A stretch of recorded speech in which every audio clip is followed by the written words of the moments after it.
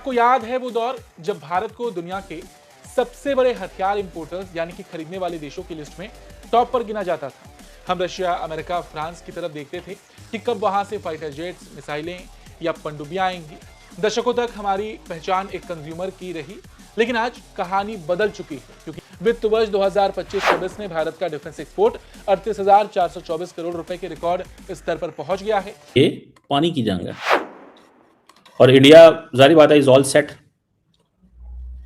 वो इस चीज़ में बड़े सेट हैं कि यार हमें यार कीमत के ऊपर अब तो, और पाकिस्तान को भी इस चीज़ का पता है कि अब अगर पानी की जंग है ये, और ये पानी की जंग रहेगी, तो ऐसे ही ये चीज़ें जो हैं वो फिर वो मसला तो बनेगा इसमें। 1,000 करोड़ के अपने डिफेंस वेपन्स जो हैं वो एक्सपोर्ट किए हैं। और अगर हम मतलब कि हमारे ऊपर भी काबिज लोग नहीं, काबिज हैं। भाई ने जैसे कहा कि भारतीय फौज कश्मीर पे काबिज है, तो हम कश्मीर को आज़ाद कराना चाह रहे हैं, पहले पाकिस्तान को तो आज़ाद कराएं। इन काबिज जो माफिया बैठे। देखिए, भारत हथियारों का सबसे बड़ा खरीदार है।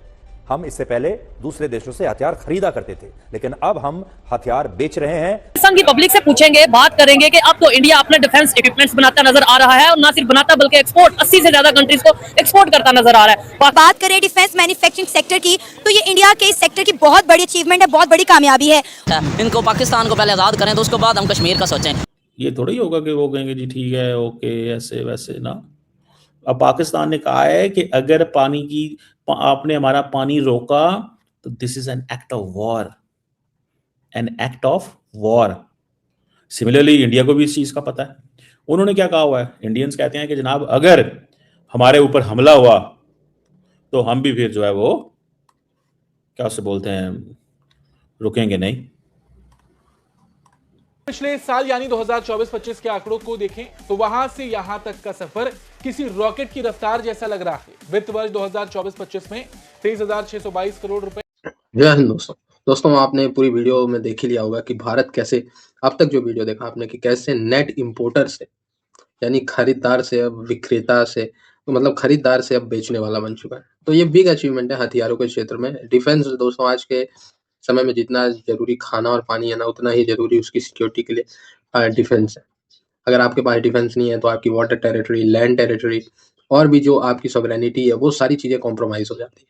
ठीक है, और खास करके भारत, जितनी बड़ी भारत की आबादी है, अगर आप देखें हर दिन जो है कई लाख भारत की पॉपुलेशन बढ़ रही है इतनी तेजी से। मतलब भाई बढ़ने का एक ही रीजन है ना, इतने लोग हैं भारत में। ठीक है, तो बढ़ेगी ही बढ़ेगी। खास करके आप देखें कई समुदाय हैं जो 5-5 बच्चे भी पैदा करने पे भरोसा है। तो 2024 में भारत ने जो बेचा था लगभग 18 से 20 हजार करोड़ के असलहे और हथियार, इस साल भारत ने मतलब नेक्स्ट 24-25 में 34,000 करोड़ के मार्क को भी भारत ने पार कर दिया। लगभग बताया जा रहा है इन टर्म्स ऑफ परसेंटेज लगभग 60% के आसपास की इंक्रीजमेंट भारत ने की है एक साल। 34,000 करोड़ का वेपन बेचना कोई मजाक बात नहीं होता भाई, उस देश के लिए जो वेपन खरीदने का इतिहास रह चुका है जी। तो बहुत बड़ी अचीवमेंट है पूरी दुनिया में। सिपरी की रिपोर्ट ने ये चीजें जो है वो सामने लाया, राजनाथ सिंह साहब ने भी इसको हाईलाइट किया। आप देखें ना, अच्छा मुझे भी शेयर मार्केट में इंटरेस्ट इतना ज्यादा है नहीं, थोड़ा मोड़ा है।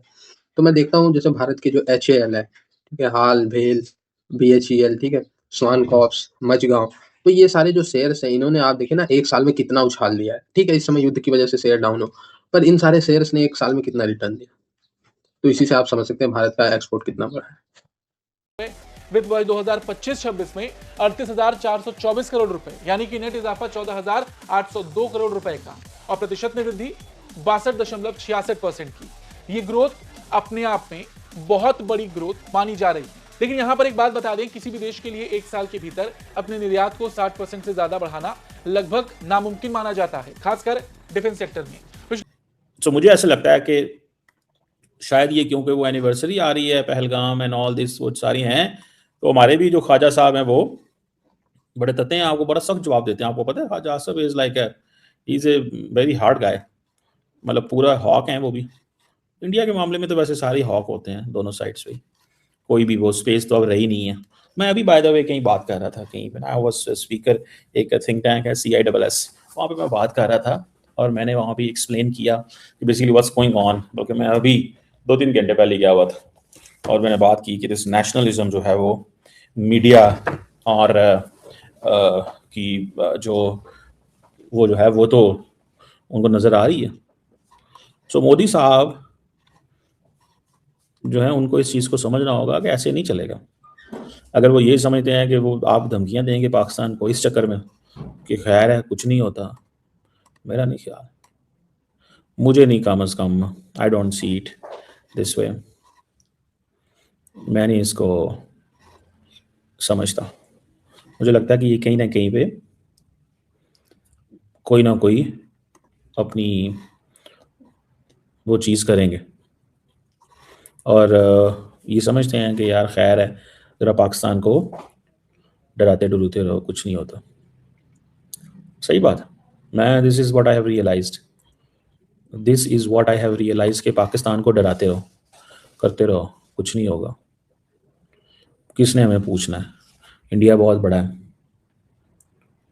ठीक है जनाब, इंडिया बहुत बड़ा है, कौन हमें कह सकता है या कौन हमें पूछ सकता है?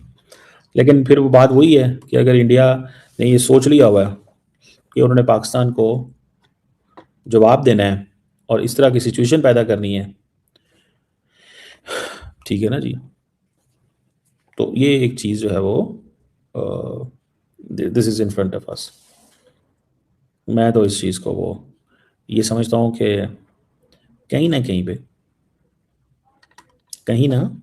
कहीं पे leadership in India and Pakistan, they need to sit, they need to talk, they need to engage, उनको इंगेज करना है भाई, ठीक है जी।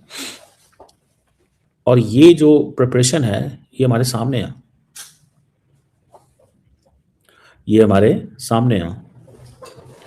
और उसकी बात ये है कि पाकिस्तान अगर for example if it goes this way, अगर ये चीज़ ऐसे ही चलती रही है, ठीक है, और ये चीज़ ऐसे ही बनेगी, तो फिर आप देख लें कि शायद इंडिया की अब एपिटाइट ये है कि पाकिस्तान के साथ हालात ख़राब करके रखो, ठीक है। मैं वैसे ये जो मैंने अभी बात की है ना मीडिया के हवाले से, लेट मी शेयर, ये मैं शेयर करूँगा आज आपके साथ कि इंडिया जो है वो क्या सोच क्या रहा है और वहाँ पे नेशनलिज्म कैसे रीड्रॉ हो रही है, चीज़ें कैसे बन रही हैं, इस पे मैं अभी आप लोगों से बात करूँगा और बताऊँगा कि हमारी जो लीडरशिप है इन इंडिया वो सोचती कैसे है, वो सोचती कैसे है और उसका मौक़िफ़ जो है वो क्या है।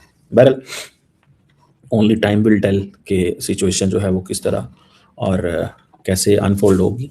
लेकिन राजनाथ सिंह साहब को सिर्फ इस वजह से कि क्योंकि देखिए बहुत एक सवाल है जो बार बार उठ के आता है, बिकॉज आई थिंक अभी हमको इसको आगे बढ़ने की ज़रूरत है। अभी सिंदूर ख़त्म हो गया और जो 4 दिन की जो एक्शन था, मैं ये उसको जल्द मैं भी बोलूँगा। कह रही हूँ सर, बार बार उसको रिपीट करने से क्या होगा सर? अब टेंशन बढ़ेगी, खत्म तो नहीं होगी। और ऑलरेडी ईरान और कहाँ पे क्या चल रहा है, तो ऐसे में जैसे आप भी कह रहे हैं, मैं भी कहती हूँ कि खत्म हो गया है और अब आगे बढ़ना चाहिए। लेकिन फिर दोबारा से आपके यहाँ से ऐसी स्टेटमेंट आ जाती है, तो अगर ऐसा ही है तो क्या फिर दोबारा से तो नहीं भारत कोई लड़ाई वगैरह के उसमें है कि फिर से कोई क्लैशेस हो?